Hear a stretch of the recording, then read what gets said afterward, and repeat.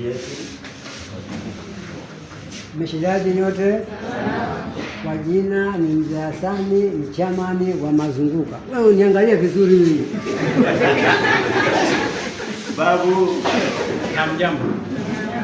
Majina ni Samuel Odhiambo, Secretary Mazunguka. hamjambo nyote. Kwa majina ni Matthew Ogada, mwanakamati.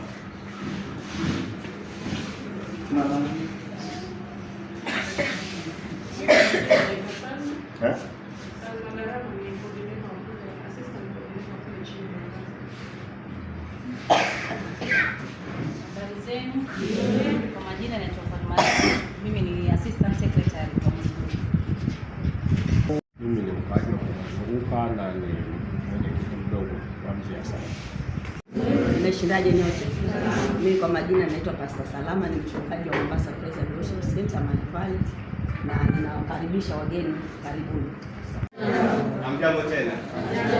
Sio na hofu, tikeni kwa nguvu kwa sababu mheshimiwa yuko hapa, amekuja kwa ajili yetu. Sawa? Sio na wasiwasi. Kwa majina kamili ya Arnold Kazungu Kanu, mwanakamati. Mimi naitwa Esmo Namolo, Bishop ya Nomia Church, kanisa ndio hili. Kwa hiyo mimi wote ni watoto wangu, wana mimi ni Bishop ya Nomia Church. Amen. Amen. Kwa majina naitwa Grace Mbaire Njuguna, mimi ni wakili pia na nimefurahia kutembelea watu wa Mikadini. Hamjambo tena. Ni siku ya tatu, mkutano wa tatu leo, sio? Tumekuwa na msururu wa mikutano na leo ni mkutano wa tatu. Leo nina furaha kwa sababu miongoni mwetu tunaye mheshimiwa. Mheshimiwa, tukushukuru sana kwa kuja kwa kutembelea watu wetu. Watu wetu wana huzuni, wameona nyumba zao zimewekwa wino mwekundu, na ule wino mwekundu kwa bendera yetu unaashiria damu. Kwa hiyo ule wino ukiwekwa kwa nyumba yako ni hatari kubwa sana. Wameambiwa kwamba nyumba zao zinaweza bomolewa wakati wowote, na ndio sababu tuna hii mkutano.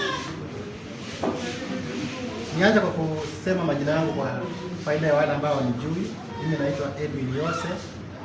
Mimi ni wakili, ninafanya na kampuni ya Dr. John Kamino Offices kwa Pembe na Ndoa. Nitaanza kwa kuelezea kwa ufupi bila ambavyo haya mambo yalianza na pale ambapo tumefika. Mheshimiwa, hawa watu wako walikuja ofisini mwetu wakatuuliza kwamba wakili, kuna shida kule kwetu tunakaa. Kwa kawaida ni wateja wetu wa muda mrefu, wanakuwa wateja wa mzee kwa muda mrefu. Mzee amewafanyia kesi nyingi sana, lakini walikuja kwa dharura wakisema kuna shida kubwa sana, kwamba nyumba zao zimepigwa alama ya X na nyumba zao zitabomolewa wakati wowote. Kisa na maana ni kwamba eti kulikuwa na kesi fulani, kesi ambayo wengi wao hawaijui, na hiyo kesi ikasemekana kwamba aliyewashtaki alishinda, na kwa hivyo ilikuwa ni sasa wao waondoke. Katika hizo mbio tukaangalia, hebu tupatie karatasi zenye mko nazo. Walikuwa na karatasi kadhaa, tukaangalia hiyo dharura, tukafikiria ni nini tufanye. Ndio tukakagua zile karatasi, tukaona hata wale wenye walishtakiwa hawaeleweki vizuri, lakini judgment ndio iko. Judgment inasema kwamba kuna mtu alishtaki ambaye ni Kenya Petroleum alishtaki na akashinda, lakini inasemekana kwamba alimshtaki mzee mmoja anaitwa Hassan Ngoa na watu wengine 53. Sasa nikawauliza wazee wenye walikuwa wamekuja pale ofisini, hawa watu 53 ni wakina nani? Mnawajua? Wakasema hata haya mambo tunayaona leo kwa judgment. Tunaona judgment hivi leo, hata kesi na Hassan Ngoa sisi hatukuwaambiwa, hatukujua kwamba tunaishtakiwa. Na nikawauliza pale shambani, mnakaa watu wangapi? Wakasema tuko zaidi ya watu 2000, watu wengi sana. Tuna familia zetu pale, kuna tenants wale ambao wamekuja kwa zile nyumba ambazo tumejenga. Kwa hivyo tuna kijiji kizima kule. Sasa nikawauliza ilikuwaje wakachagua watu 53 wakapeleka kotini ili hali mko watu karibu 2000. Wazee wale wakasema hata si hatuelewi. Mheshimiwa, pale niliona kwamba haki za kibinadamu zilikuwa karibu zikiuka. Kwa sababu nikafanya kazi kwa haraka sana na kwa makini, tukaweka kesi nyingine mpya. Sasa ya hawa wenye ambao hawajaishtakiwa wanamlilia jaji, wanamuuliza vipi, inakuwaje nyumba zetu zinavunjwa na hujai jibu mashtaka dhidi yetu kotini. Hatujai ulizwa na mtu yote kwamba tumekaa katika udongo wake, tumekaa katika ardhi yake, akatupa ilani kwamba tutaondoka. Sasa hivyo ndio tukatengeneza makaratasi kwa dharura na tukaweka zile stakabadhi ambazo walikuwa wametupatia kwa dharura, tukakimbia kotini. Kwa bahati nzuri jaji aliguzwa na yale maelezo ambayo tulikuwa tumeelezea, akaweka oda ya moja kwa moja bila hata ya sisi kusikizwa. Akapeana oda ya moja kwa moja kwamba hawa watu hichi. Ndio sababu watu wako bado sasa wamevunjiwa mheshimiwa. Wangekuwa wamevunjiwa hawa watu wangu, ingekuwa ni kilio sana kubwa. Sasa mheshimiwa, tulipoenda kotini tukachukua, jaji akatupa mwelekeo wa jinsi ambavyo anataka tufanye ile kesi. Alisema tuongeze stakabadhi fulani upande wetu kama walalamishi na wale ambao tumewashtaki pia wao nao waweke makaratasi yao. Na tulipewa muda wa kufanya hiyo kazi. Sisi walalamishi tulipewa siku 7 na wale ambao tulikuwa tumewashtaki wakapewa siku 7. Ilikuwa ni kazi ambayo tulifanya kwa dharura, kwa ilifanywa kama zile kesi za election petition huwa zinafanywa mbio sana, haina muda wa kupumua. Kwa hivyo nimekuwa ofisini, hata mama tulikuwa tunaonana na mpaka weekend niko ofisini. Natoka saa 6 usiku. Makaratasi yanayohitajika yote nilitengeneza, nilimpa chairman ambaye ni chief executive chairman, nilimpa aliyoangalia, aliyasoma, akakubaliana naye. Kwa hivyo tulipeana makaratasi yetu na wale wenzetu pia walipeana makaratasi yao. Yote ya mbele ya jaji sasa. Hapo songeni nyinyi, hapa nyinyi songeni. Na jaji watu wakae. Jaji alituomba turudi kwake tarehe 12 mwezi wa Machi, ambayo ni wiki hii Jumatano. Hiyo ndio siku jaji atakuja kuangalia kweli kama ile kesi ambayo wanasema kwamba walipata oda ilihusu hawa watu wote ama ilihusu mtu mmoja. Kwa sababu sisi kesi yetu ni kwamba walimshtaki mtu mmoja ambaye hajulikani kwa umma, na huo uamuzi wa kushtaki mtu mmoja haufai kutumika dhidi ya watu 3000 na itakuwa ni kinyume cha sheria. Hivyo ndio tumewasilisha malalamishi yetu. Hatujui jaji atachukulia vipi, kwa sababu uwezo wote ni wake. Kwa hivyo mheshimiwa, siku ya Jumatano hapo ndipo tulipofika. Mheshimiwa, tunaomba mtusaidie kwa sababu mambo ya kotini ni 50-50, hatujui, lakini ni ombi langu toka rohoni kwamba watu wetu hawa tuwaokoe. Kama itakuwa ni kupitia kotini ni sawa, na tukipata pia mbinu nyingine ya kuwaokoa watu wetu, mimi nitafurahi sana rohoni mwangu. Itakuwa ni huzuni kwangu kama wakili nikisikia watu wangu wamevunjiwa nyumba. Hata sijui kama nitafanya kesi nyingine, moyo wangu utakuwa uko chini sana.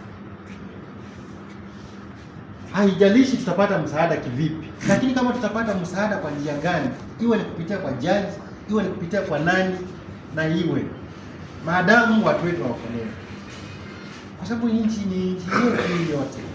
Na watu ni watu wanyonge kabisa.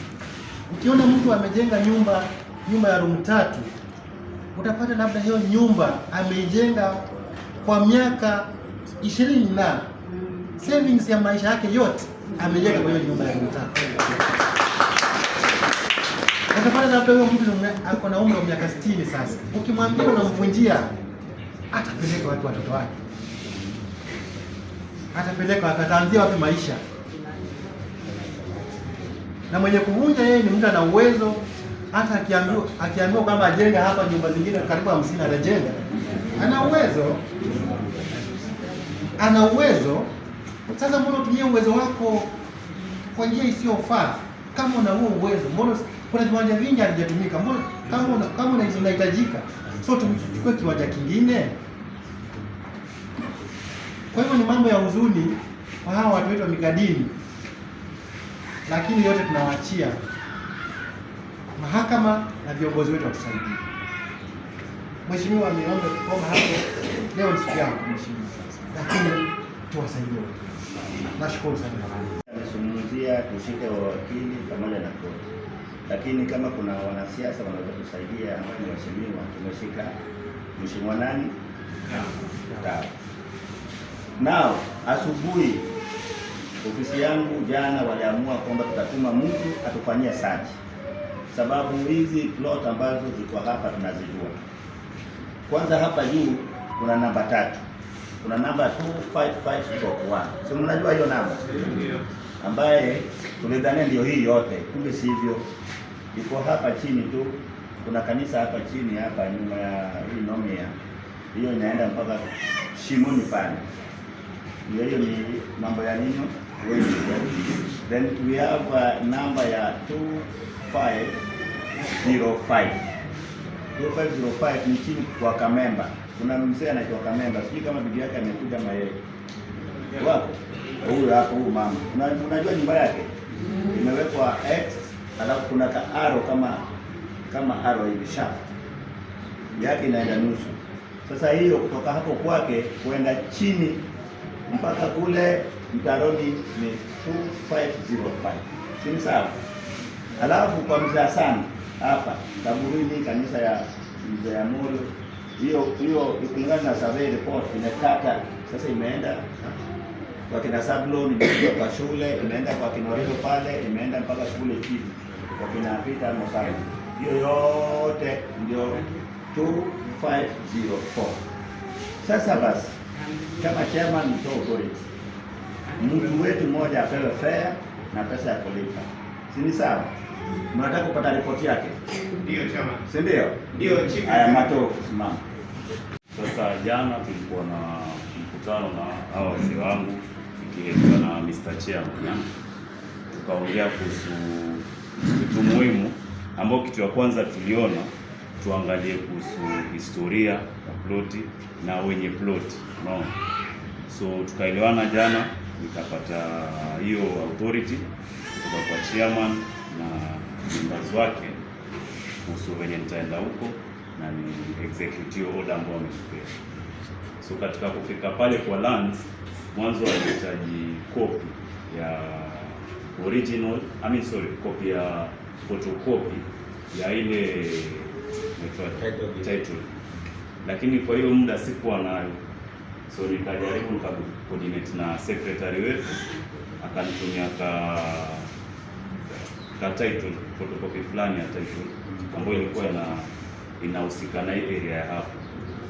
Sasa nilipoenda kwa lands, na hiyo mwanzo nikaenda kwa rates.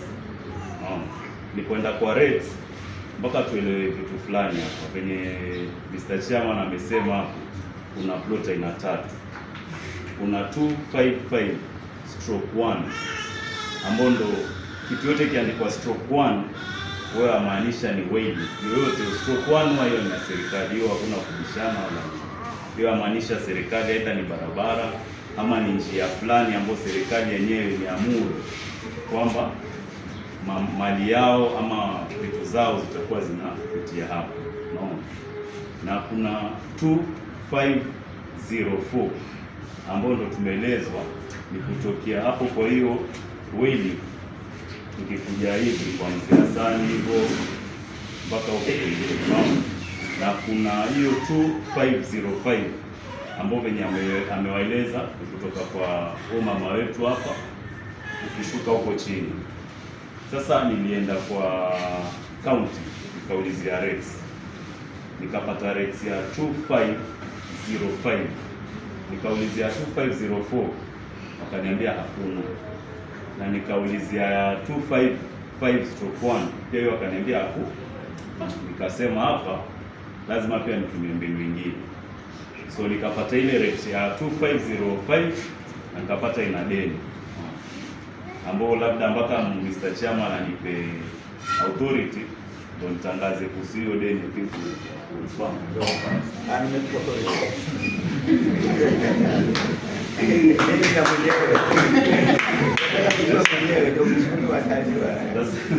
Sasa nipata ina deni ya milioni 2 na laki 4 na 57,708 ambao kwa kizungu labda ni 2,457,289.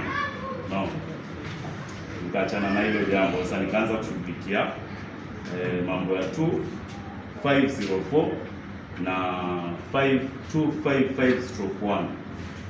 Nilienda sasa kwa county offices ya, na katika county offices nikaulizia kuna kama mko conversant ama kama mnaelewa mambo ya plot, kuna kuangana card fulani pale kwa county, yani plot zote zinakuanga na card fulani green card ambao inaonesha ilinunuliwa wapi, katoka wapi, fulani akanunua, inaonesha protocol yote kuanzia ile siku title ilitoka mpaka muda wa sasa. Nikaulizia hiyo 2504 na 2505. Nikaulizia hizo kadi mbili, nikaambiwa hakuna. Nikawaambia hapana, sisi tuka hapa bila hiyo information. No. Nikaambiwa basi kama ni hivyo, sisi hatuwezi kupeana hiyo authority, panda juu. Tafuta, ikabidi nitulia hapo kidogo, Mungu akashuka. Nikakutana na best yangu fulani kusoma naye darasa moja. Ikabidi sasa nianze coordinate naye. Naona. Wakaniambia vikocha aende kama yeye ajaribu anipande hizo information. Naona. So tukashuka naye tena pale kwa flat. Ikabidi wa access sasa internet. Naona. Yaani wa access hiyo internet waelewe ilianzia vipi, waelewe hiyo kwa. So tulipoangalia tukarealize kwamba kulikuwa na original mother title ilikuwa inasema 255, ambapo 255 ilikuwa na cover hiyo yote. Lakini katika hali ya kujenga kwao na venye sheria ina establish inafaa kuwe na wili vyao ambao ikuwe registered under will, ikapata hiyo stroke ambao ndo ikapata hiyo stroke 1 ya pale. Sasa hii nyingine tukapata tena kuna venye haieleweki ni vipi.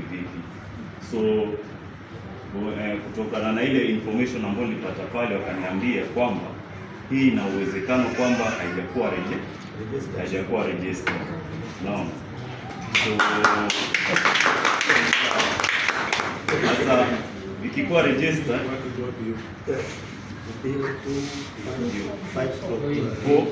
25/4 ambao ndo hii hiyo 04 haijakuwa registered. Yaani ni kama imekuwa registered 255/1 ambao walimaliza sasa waliseparate, lakini wakamaliza process ya kule, na hii bado, lakini hii bado haijamalizwa. So it has two numbers. No, 255 ile original na hiyo 2504 of which haijakuwa registered, hajulikani.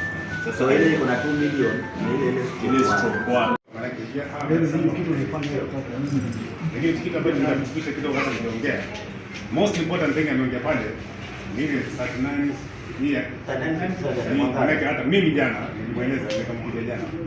Nilikutana na lawyer wa KPA kwa siku change. Na asubuhi alilala wapi? Maana mimi nilishangaa nimekuja message saa 9:30 asubuhi. Akiniambia mheshimiwa, tutaattend. Wataattend ile attend. KP wataattend. Ili kuprove hawa jamaa KPC ni wakora, wanataka kunyakua tu pia majaribu ya KP.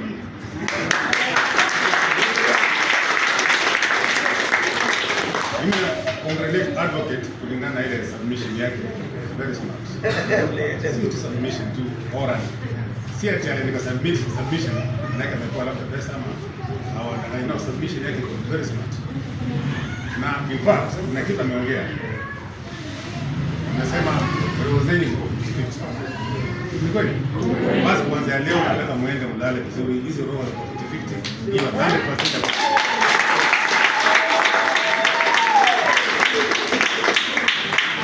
Kwa kweli nyingine amesema kuhusu 50 ya viti kwa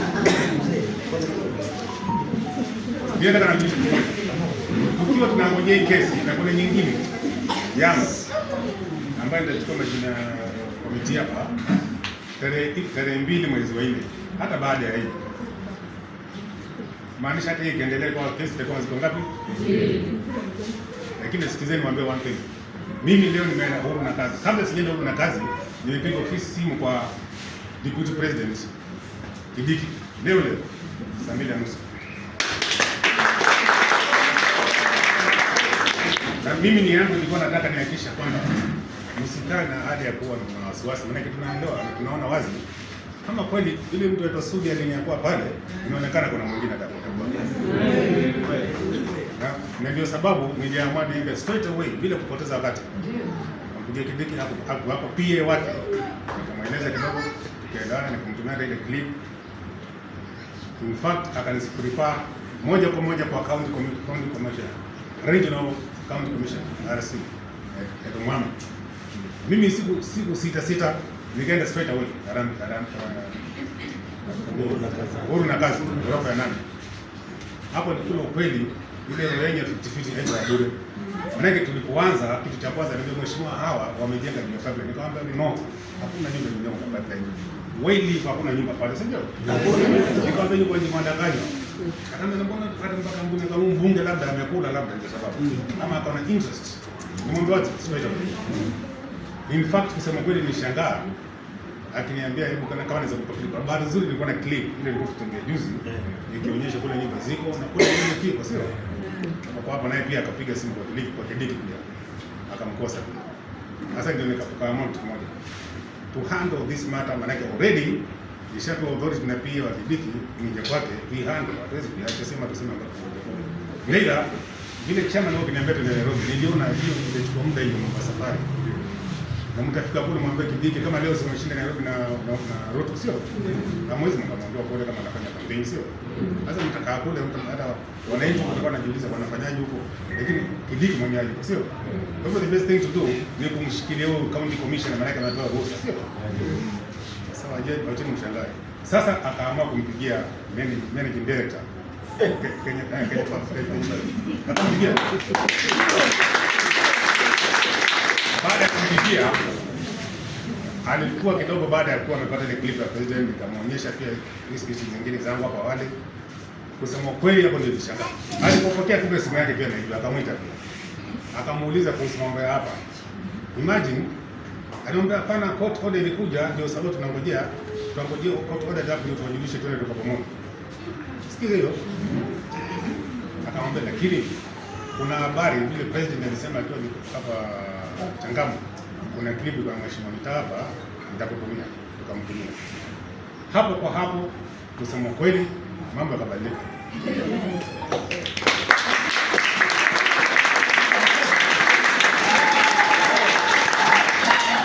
Sasa kwa vile tumeamua hapa.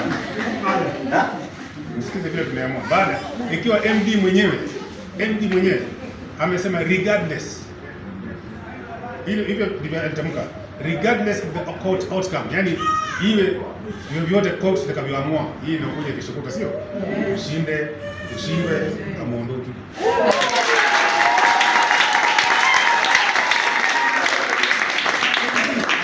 Kila mmoja kwa kirefu pale hata nikatana na jina chama executive.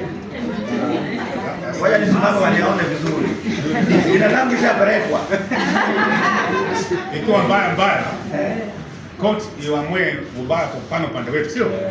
Na ile nyingine pia kwa mfano basi vile tumekubaliana leo na county commissioner na yeye regional county commissioner na MD kupitia kule kuingilia kwa Ruto kuingilia pale ile clip ndio nayo. In case ikiwa kwa mfano imesemekana Bomweni haitawezekana, kwanza mtaitwa nyinyi kama wakilishi wengine imepeana majina na MD na county commissioner na Kidiki mwenyewe pia wako, ili kusudi kitu kimoja, nisikizeni. Paka jaribu kutoka na baba hawatapata hivyo. Atapaka jaribu kutoka huwa kwamba kuna nyumba ziko katika pipeline ambayo ni hatari, ambayo nimwambia mimi nilikuwa namfanyia vitu vingine, najua hakuna vikombe katika pipeline, sio? Which means kusema kweli hizi nyumba hazitabomolewa na hazitoki.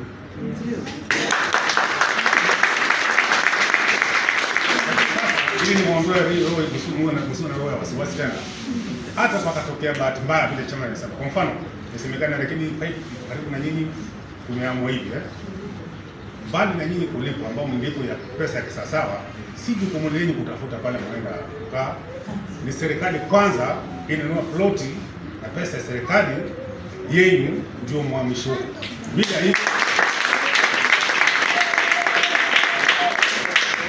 Bila hivyo itakuwa haiwezekani. Sawa. Umeelewa? Kwa hivyo mimi nikisema leo kwanza leo mlala vizuri, I know na niko sure itaenda hivi.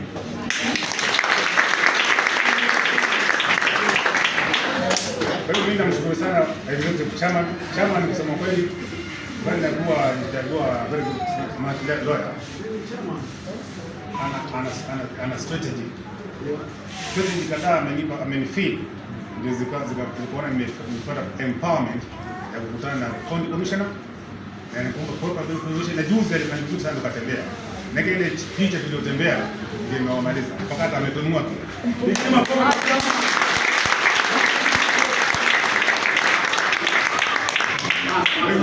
mimi sipenda kupenda maana wengine wanajua wamefunga, lakini sikizeni wapi vyote ulieni hakuna kupinga. In any case, mpaka tokea chochote mtatafuta nyumba ni plot kama hii, si yenu, si nyinyi mtanunua na mnalipa pesa yake sawa ya kujenga manyumba. Bila hizo vitu mbili utakuwa plot na kulipo pesa yake kikamilifu, hapa kuna kuvunjiwa hapa. Kwa vyote. Ndio. Sawa, asante sana. Mheshimiwa amekuja wakati mzuri sana, na ile dukuduku iliyokuwa mioyoni mwetu Mheshimiwa ameiondoa. Mheshimiwa, nyinyi hiyo kazi mlioifanya hivyo ndivyo tulikuwa tumeomba katika yale makaratasi yetu ya katiba. Tulikuwa tumesema kwa tunamfanya Kenya Refineries atumie hili shamba, atafute shamba mbadala, awape watu wenye wanakaa hapa kama na kutafuta ile shamba, awatafutie pesa za kuhama. Amen. Hayo ndio maombi yetu, kienda kwa makaratasi yetu. Hayo maombi yako katika makaratasi yetu ya katiba. Amina. Na pia tukaongeza, kwa sababu tunajua kwamba unaweza omba hilo na wakakataa. Kama hawataweza kufanya hivyo, basi waweze waguze wananchi.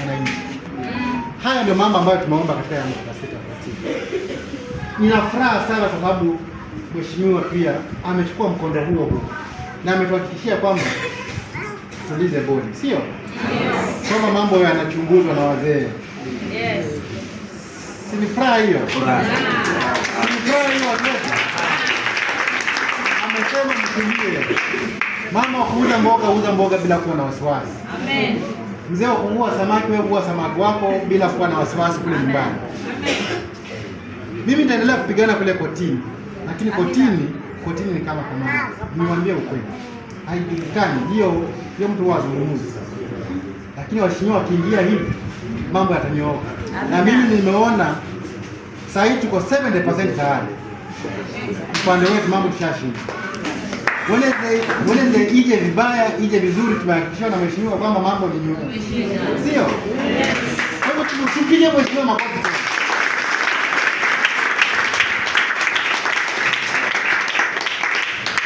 Basi kwamba huo ndio utakuwa mwisho wa kesi. Sisi kesi tutaendelea nayo.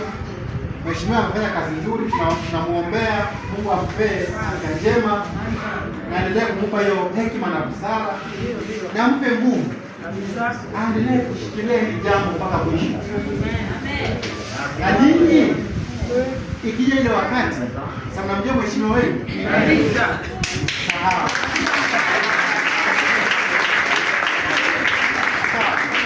Kwa hiyo hata mchosha wale wenye wanafaulu kuja kotini kule ofisini, mnakaribishwa kuja msikize nyinyi wenyewe kwa masikio yenu, muone yanaenda vipi, lakini kitakachotokea hiyo Wednesday msio na wasiwasi. Tumemsikia mheshimiwa, sio? Lakini tuna matumaini makubwa kwamba judge, kwa sababu kabla ya hii kesi kufanywa, si kuleta survey hapo, nilisema ni survey aje. Kwa sababu ya kuleta survey ni kwamba huyo mtu anasema kwamba shamba lake ni ile barabara, lakini amemark mashamba karibu 50 hapo. Itakuwaje sasa wewe shamba lako ni shamba moja, umeweka X kwa mashamba 50? Wewe ni mtu gani wewe? Na nimewaambia siku zote hakuna Kenya Refineries anachukua shamba hapa. Hakuna pipeline anachukua shamba hapa. Ni hawa mabwanyenye ambao hawashibi. Wanataka waweke viwanda vyao hapa, wakituona sisi tunanuka ni kama takataka. Hawataka kutuona sisi. Wanatungojea 2027 watu na maendeleo kidogo, lakini baada ya hiyo wakati hawataka kutuona tena na kuhusisha na sisi. Na ndio sababu wanataka tutoke. Si pipeline, si Kenya Petroleum. Lakini watashinda.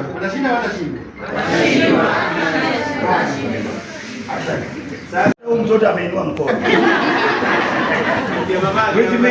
Mheshimiwa, furaha tele, umeshinda.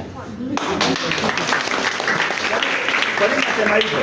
Nasema hivi, yule anakusaidia wakati kifo, ama wakati uko kwa shida, na mguu mmoja iko kwa matope na nyingine iko kwa matope, unagaagaa, utamwacha kweli?